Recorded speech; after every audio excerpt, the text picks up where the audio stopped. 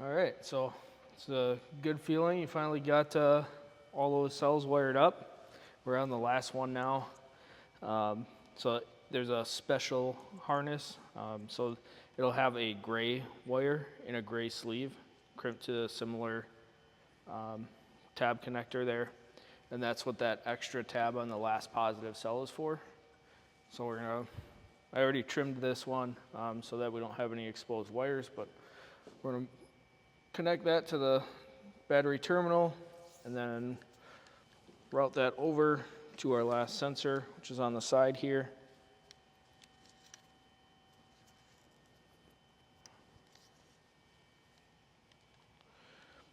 So we've got that one hanging there.